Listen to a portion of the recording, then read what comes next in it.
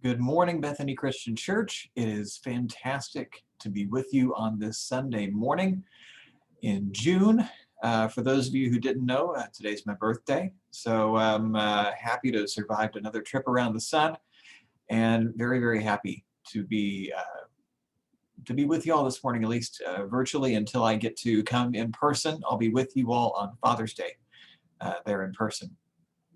So as we start our time together, I'm doing things a little bit differently than I have been in the past with these videos, just because I know that you all are already gathering and you are singing and you're doing a call to worship yourselves. So I'm not going to try to take that part away from you there.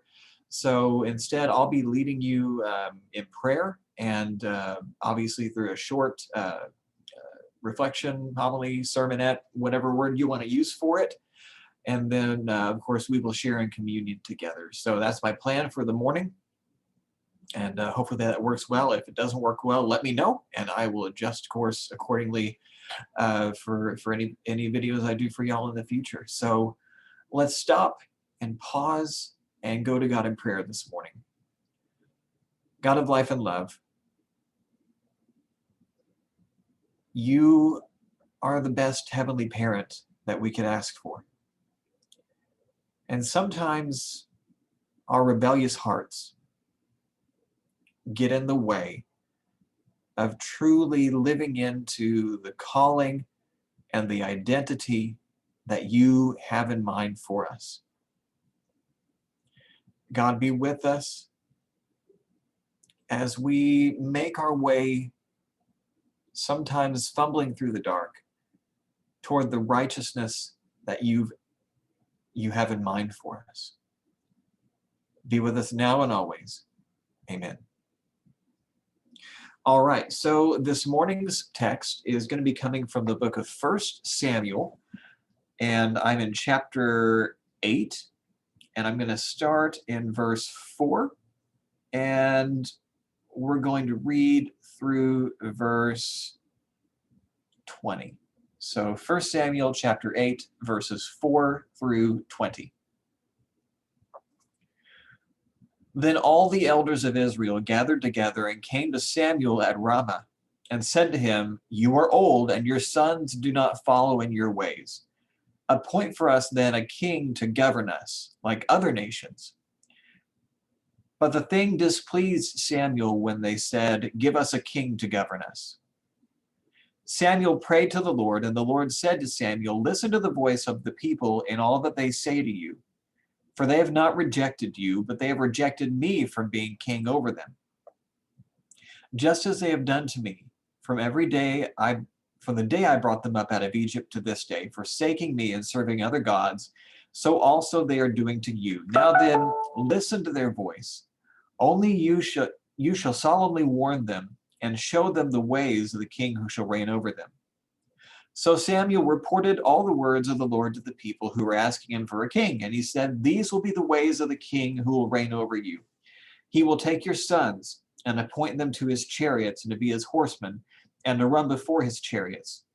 He will appoint for himself commanders of thousands and commanders of fifties, and some to plow his ground and to reap his harvest and make his implements of war and the equipment of his chariots. He will take your daughters to be perfumers and cooks and bakers. He will take the best of your fields and vineyards and olive orchards and give them to his courtiers. He will take 1/10 of your grain and of your vineyards and give it to his officers and his courtiers. He will take your male and female slaves and the best of your cattle and donkeys and put them to his work. He will take 1/10 of your flocks, and you shall be his slaves. And in that day you will cry out because of your king, whom you have chosen for yourselves, but the Lord will not answer you in that day." But the people refused to listen to the voice of Samuel, and they said, "No, but we are determined to have a king over us, so that we also may be like other nations, and that our king may govern us and go out before us and fight our battles."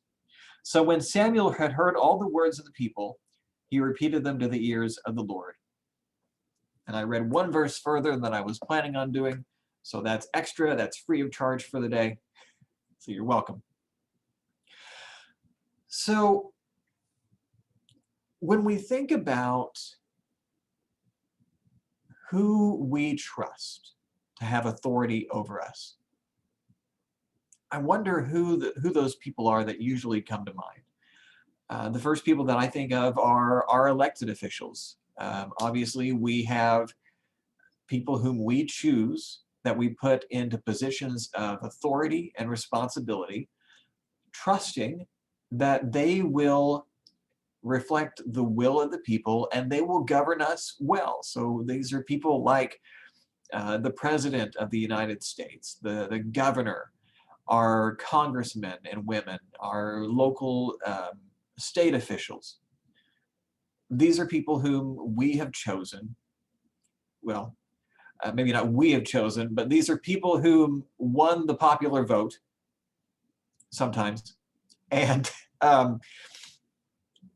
who are now in positions of power. And as I read through this text in 1 Samuel, I can't help but wonder what it was that was going through the minds of the Hebrew people that they would go to Samuel and say, we want a king. Because up until this point, they haven't had a king. There have been people like judges who were in positions of authority over the people of Israel that God had appointed, but they never had a king. And it's very interesting to note that it seems like the reason they wanted a king that they mentioned twice in the text was, we want to be like the people around us. They looked around themselves at their neighbors, and their neighbors had kings. These figureheads, these men who were holding all the collective power and the authority that rested in that crown. And I think Israel got a little bit of an inferiority complex, because at this point, up until this point, they were 100% a theocracy. Now, of course, the theocracy is a nation that is governed by a devotion to God or a God or religious deity, or whatever term you want to use there. God was their king. And this moment in Israel's history where they ask for a human king, that is a huge turning point in the narrative. That's a huge switch in the story, because they are essentially rejecting the reign of God.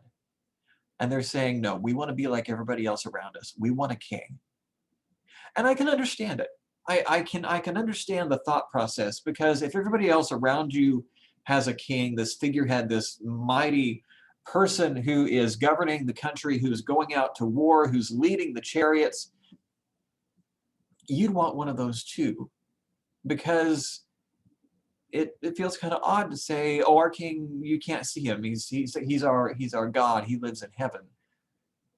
Well, where is he? You can't reach out and point to him. And so I can see and I can understand, much in the same way that the Israelites created the golden calf while Moses was on the mountain. They wanted something tangible to point to make them feel reassured in their faith that there was something actually worth believing in. And I wonder if we can relate to that as well. The thing that never ceases to amaze me is how much trust, faith, hope, energy is put into especially the presidential elections. Because if you want to talk about one elected position that is the most polarizing thing that anybody can talk about, especially now during the Trump administration, I don't think anybody's going to disagree that the conversation became quite a bit more polarized. It's the office of the president. And as Americans, collectively, we act almost as though we are electing our Messiah. We act as though our fate as a nation, and perhaps even individually, rest on the shoulders of the man or the woman who sits in the Oval Office.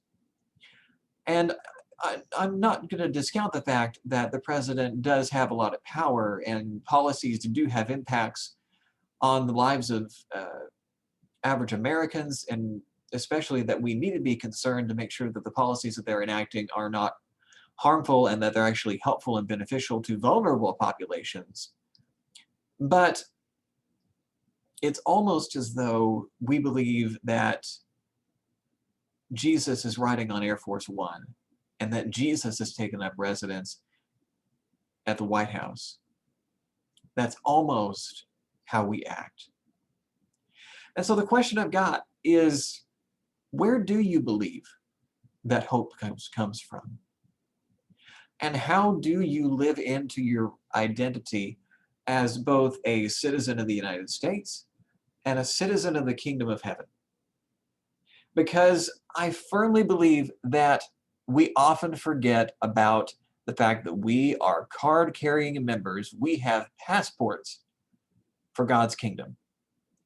And that is where our citizenship ultimately lies. Because, folks, if you look at the math, we have all of eternity ahead of us. We're going to be here on this earth, if we're lucky, for 90 or 100 years, and that's if you have an exceptionally long life. And which kingdom are you living into more?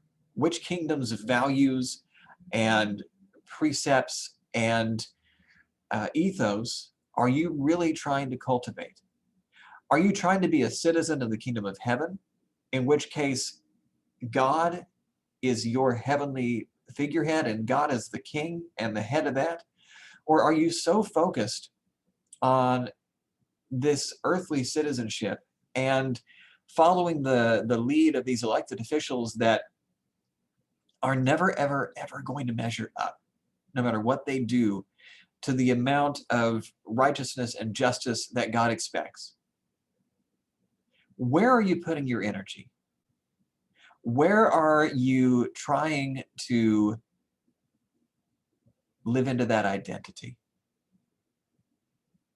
So I understand that I'm leaving you with maybe some more questions and answers this morning, and that's good, because I believe that we should be a thinking people. How much energy do you really put into being invested in, these elections? And you buy into the news cycle that never ends, because it seems like there's always an election that's coming up, and they want to keep us hyped up here all the time, when in reality we already have a king, and we already know that we are guaranteed a seat at the table. We already know that we are citizens of that kingdom. We already know that if we follow him, we're going to be okay. So, like I said, more questions than answers. But where does your citizenship really, truly lie this morning? This morning, as we come to Christ's table, we know that we are freely invited. We know that the King of all creation, who made the universe, loves you and me and has invited you to this place and at this time. We also know that as Christ was gathered at the table with his disciples, he took the loaf and he broke it, saying, "This is my body, which is given for you."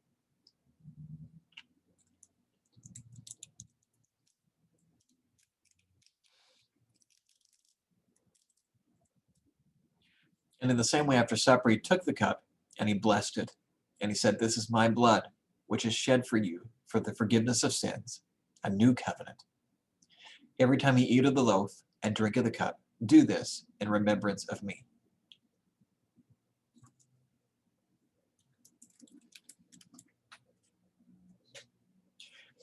I saw somebody on Facebook the other day say that they can't wait for COVID to be over so we can stop eating cardboard and drinking Robitussin for communion. And I am so ready for that. Friends, I hope you're well. It's my pleasure to be with you as always. Looking forward to seeing you again on Father's Day, which is June the 20th. And I hope you have a great day. Go in peace, knowing that you're loved. Be blessed.